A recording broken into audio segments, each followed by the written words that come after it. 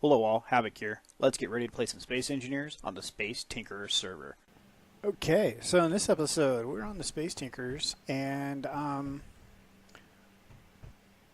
Spyke24 messaged me, and he's like, "Hey, Havoc, have you been on the Tinker server?" I was like, "Nah, man, I've been..."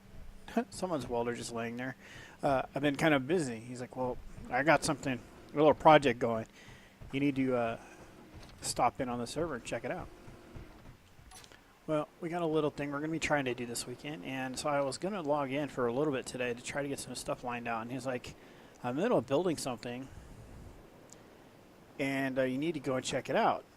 And it's kind of a little homage to the other stuff you're doing, and I was like, "Okay, cool." He was like, "So you'll definitely, I think you'll like it." And he was like, "I'm going to build something." So I figured probably build them down here. Here's a ship. The orange jacket. Nice. So I go over the stuff we did to this between the last episode. We overhauled the crap out of this thing.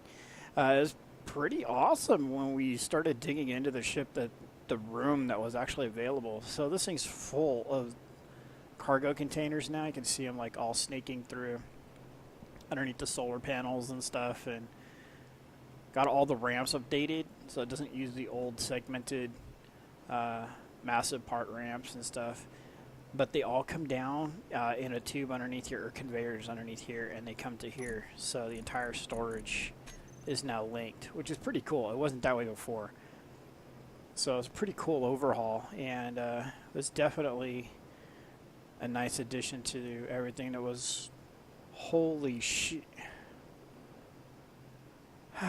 Wow, Spike. Well, I think I found it.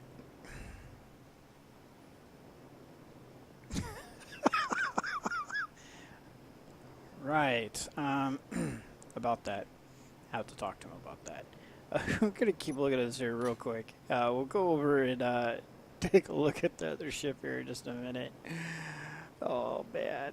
Let's see if he's done anything else inside here. Everything else looks pretty much the same. So I guess we'll go ahead and go over there and look at the elephant in orbit. Where'd it go? How could you miss it, right? Alright, let's just make sure that wasn't a drift. Okay, so it's going to be up here. So for those of you who don't know, my other series, I have a ship dubbed the Kestrel, and it looks like Spyke is rebuilding the Kestrel.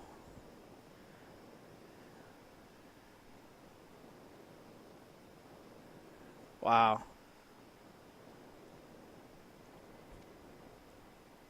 Wow. So I'm guessing he's got this thing blueprinted. Yeah, there it is. Okay. I was like, because this is awesome if from memory. So,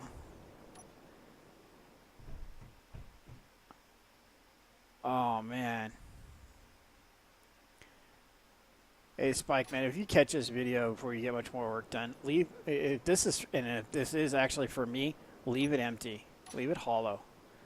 I would seriously, a clean slate would be pretty freaking awesome. Because I mean, it took me an eternity to hollow out the Kestrel as it was to get it to the point where I have it now. Because there were so many internal walls. I mean, the vanilla modded or unmodified Kestrel had so many internal walls. Oh man, this is pretty cool, man.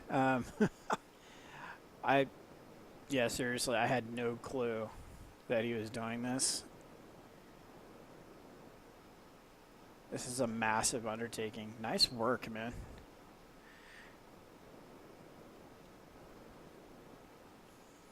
Wow. Oh, that's for what I did to the Kestrel in my other series. It was biting back. So yeah, this is pretty awesome. So for those of you who don't know, the Kestrel in my series is severely modified. I did everything I could to maintain this shape because I always thought this was a very elegant shape for a ship, especially this size. It's very nimble, this Kestrel that I have. Lots of gyros in all the right places. They've been moved 3 times, and all 3 times the ship has remained very agile. So, pretty awesome. That's pretty awesome there, Spike. That's pretty cool, man. Yeah, if you're seriously building this for me, man, then yeah, just get it to where it moves and kind of leave it there. I would like to have that blank slate to start from and modify. This is pretty sick, though. I seriously, guys, I had no idea he was doing this. He just messaged me today. He's like, "Oh man, Havoc, you need to get on the Space Sinker server. I don't think you've been on lately." I was like, "No, I haven't. I've been getting some other series recorded and stuff." And I was like, "But I need to get on in the next couple of days." So, whoa, all the way through the hole there. That I will definitely try to get on tonight and check it out. So, wow, that is impressive. I'm gonna have to hit him up here in a little bit and say, like, "Spike, dude, that's epic." Okay, so what I do want to start looking at doing, I'm going to need some components. Let's see, what's our inventory look like? Clean slate. Let's start by finding an oxygen bottle. Thank you, whoever that is, I will replace it. As long as I don't die random times like I did in the last episode. Let's see here. I need some plates. Plata, not plates. 500 is actually not going to be enough. Okay, so we've been talking about, because we got these large ships like this guy right here, it just kind of just like chilling. And we'd like to have a way for ships of this magnitude to come in and have a place to call home. So I was talking to Drake about building slips like in a harbor. For these larger ships. The problem I have with this is even marinas have a limit. It's like, okay, your boat can only be 30 feet long and have a width of, you know, so much. And yeah, so there has to be a limit to it because otherwise we can't really build to accommodate that.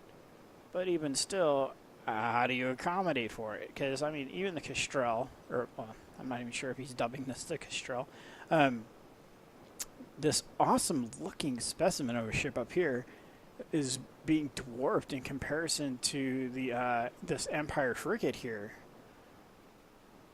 So, and even still, the Goliathus over there makes this ship look like a shuttle, making this look like a runabout. And so how do we make those accordingly? We can make them dynamic where they change size, pistons involved, stuff like that. If pistons weren't so janky and bounced all over Hell and Creation and back, we could do that. But that doesn't really work. So I think, all honesty, we're just going to go for it and just put a massive plank out. So part of what I'm looking at is which direction we want to go. Because we have, well, we're in space. So we have 3 dimensions in space. Come on. Come on. There we go. So we come out here. Oh, come on. There's a little bit of lag here. Getting some input lag for sure. Alright, so we come out here a lot. I am spamming the key like a madman. That's probably going to kill me. I don't know if you guys know this, but that's kind of a bug. You kind of spawn temporarily in the block and it thinks you hit the block and you didn't.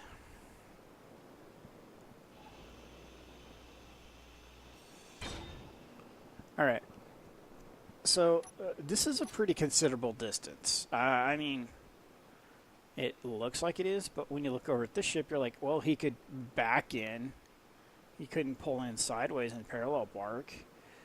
But boats and marinas, they pull in nose or tail first. So I think that's not too bad of an idea.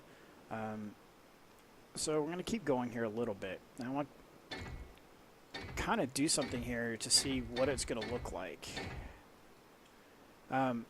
Specifically, well, if you kind of look at that, like right there, that looks like you could pull in a small ship like this, where see how he's got these little notches? Well, I want to make those style of notches to be able to accommodate a large ship. Alright, so come on, get in there. There we go.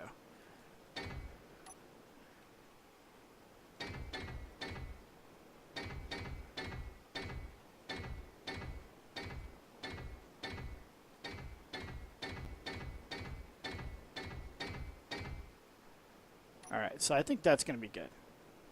So one of the things I had been wondering is we did the slips to coincide with the plane of the ship, or should we make them be offset? In all honesty, I think we're going to go with the plane of the station. For one, gravity will be a lot easier to contend with. If we have multiple gravity fields going multiple directions, it looks awesome, but I think it just adds a level of complexity that just really doesn't need to exist. So let's say, okay, we got this that'll run out here, and we can bring these out. So now you say, why would you bring these outward? So the cool thing is you can dock smaller ships, either here or towards the front as well. So actually, you know what? I disagree with that statement. We're going to go ahead and remove that. So what I think I'm going to do is I'm going to talk to the guys and see about just running these off of two directions, and we'll make smaller slips on the other sides. So we can put smaller ships like the Orange Jackets, the Rhinoceros Train Spark, the Klondike, ships like that to be able to pull in into a smaller area and do like this where they can get power and whatnot. So another cool advantage to running something out like this is running a connector tube underneath and having multiple points of connection along the way. Let's say every, I don't know, 5-10 blocks out, to where a ship like this can come in and dock and shut its reactors down, or maybe even help fuel the station for power. But it's running on solar, so it's not that big a deal. But so we can bring the connectors down underneath, or even find a point of connection somewhere inside the floor, and then run a tube all the way out the side. So we do something like this.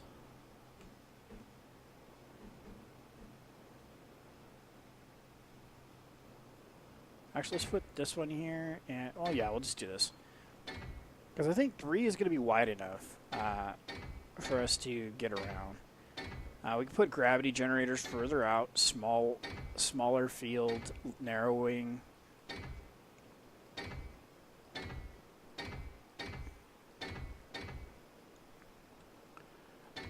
So this is just an idea. We want to get this in place so we can get the guys' everybody else on the server's opinion, get their input.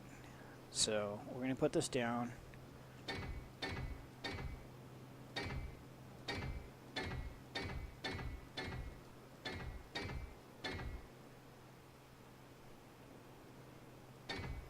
Alright, we'll do like that. Let's grab a connector. About small cargo. There we go. Put this one here. We'll get rid of that guy. And now we're going to need some interior plates that we don't have, right? Correctamundo.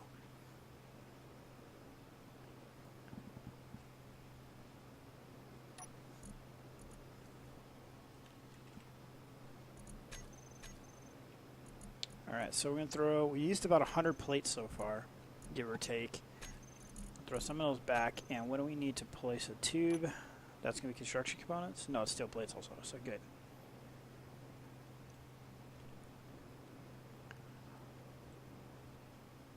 So the advantage of doing a mock-up is that we don't have to grind it all down if any of us disagree with the placement or the overall logistical idea behind it. So, oh crap. Or we make mistakes like that. So 6, there we go. How many is that? 1, 2, 3, 4. On 5 or after 5? Not sure. Let's hop in here, grab some energy and O2.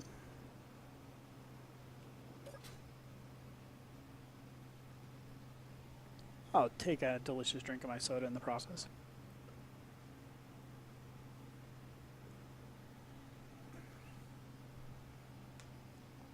And bam. So 1, 2, 3, 4, on 5. We'll do it on 5. I think I make it a little bit simpler. 1, 2, 3, 4, 5. 1, 2, 3, 4, 5. Okay. So then we'll do this.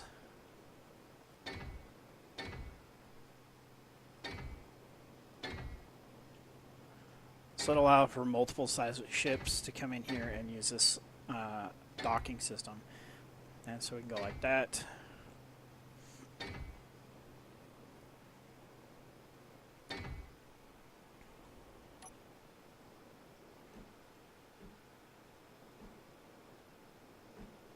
All right. So something similar to this. I mean, we could change this up based upon whose ever configuration is the most consistent, I guess. Goliath, this is probably the largest ship, so it would probably be based on how convenient it is for the Goliath to dock. Because I know Joe's system is pretty elaborate internally, as is the Goliath, actually. Both those ships are pretty well piped. I would not be surprised if they could easily dock at any one of these. Or I would be surprised if they were not able to, I should say. So the idea is that this pattern would extend all the way out, all the way to the end. Maybe this is too repetitive, that this pattern won't work. So that it'll actually cause a docking issue. So that's something, you know, like I said, we want to make a small pattern of this and see what everybody thinks. The goal would be is that when one of these ships of this size, Goliath, or like this one here, the Spyke's building, you bring it up here to the station and you have a place to dock it, not set it adrift like this. Also, it's given enough room to where it's not, you're not going to endanger your ship or the station. And then lastly, you know exactly where it is. So like, kind of like how earlier we're like, where is that ship that Spyke's building? Where is it? Oh, it's like over here, up and up. So you know your ship is off of the green column and your, you know, third slip out on the right and stuff like that. Hey, designated parking. Put your toys back when you're done. Right, guys? I always say that on my Let's Play series. And I say that in this, like, half my fleet is floating randomly about. Alright, so I think something like this would look cool. And then, like I said, extend it all the way out and going out to here. So this is going to be a short episode. I literally just wanted to log in and get a idea of how to map this. And also find out what Spyke was up to, because I was actually kind of worried. So yeah, we're going to wrap up the episode here. I'm going to get a hold of Spyke and find out what the heck is going on in his noodle.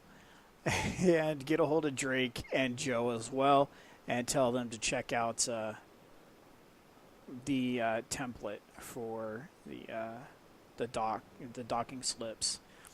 So the idea is that at least two of these, one going out each side, if not all four sides. So, oh wait, you know what? I just had an idea. It happens every once in a while, right, guys? So what if we did something like this? So we'll do another example up over here, where we do 3 out of here, right? So the goal on over there is to have a ship dock on either side. So what if we did it like this?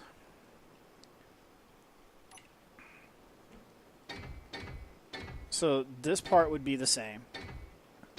Go out roughly the same distance as over there. So some of you are probably seeing where I'm going with this already.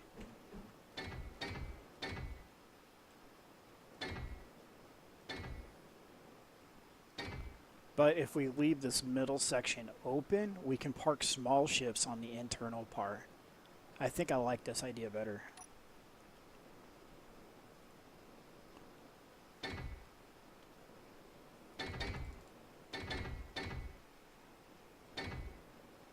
So something like this. So we'd have an internal space, and then if we did this all 4 directions, yeah, I think I like this idea better. Like I said, I'm going to get a hold of the guys and see which route they like. And then we'll have to work out something, because, yeah, we're going to need some help to make this kind of a structure come together. So probably reach out and grab a hold of Spyke and do a little collab building. That's what this is all about, so we can get some collaborations. So if we took and put this underneath here, so it's very representative of what we wanting. 2, 3, 4, and on 5 is what we were saying. So let's go ahead and go back to that.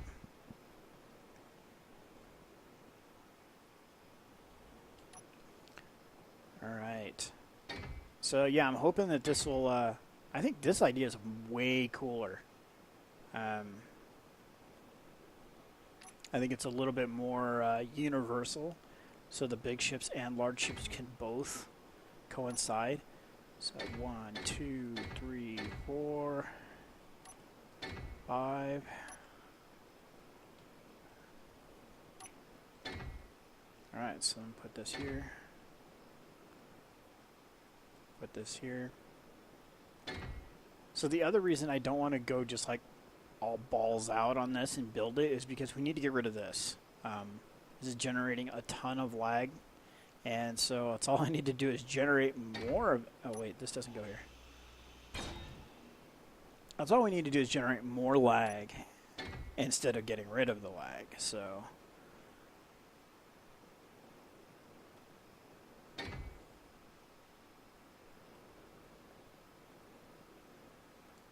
I guess I should have put these on there before I flew away.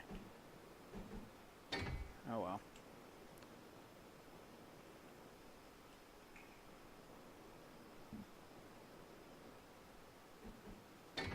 Alright, so I think the blue side has it correct. So I'm definitely going to have these guys log in, check it out, let me know what they think. Do they like the green side or the blue side better?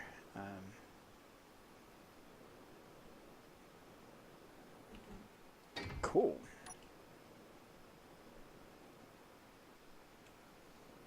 Oh, cut that off.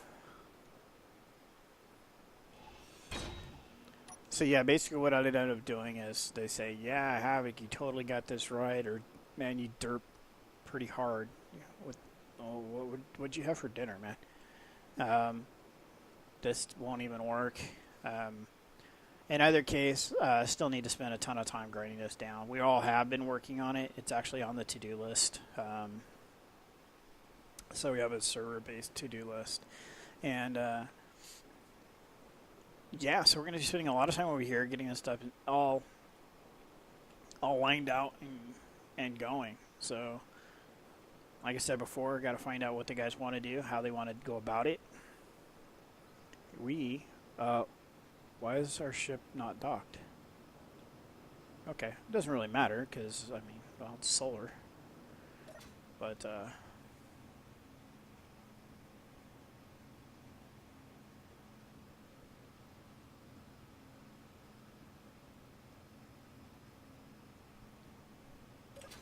right, so we're going to go ahead and wrap up the episode today. But, like I said before, I just jumped in to see what Spyke was up to, and that's pretty epic. Epically cool and epically, well, epic. It's massive. It's pretty awesome. And to start lining out these slips for the station. So we have a place to park our Goliathuses, our Empire frigates, and Kestrel type like things. So that's going to be it for the episode. This is Havoc. Have fun. Keep gaming.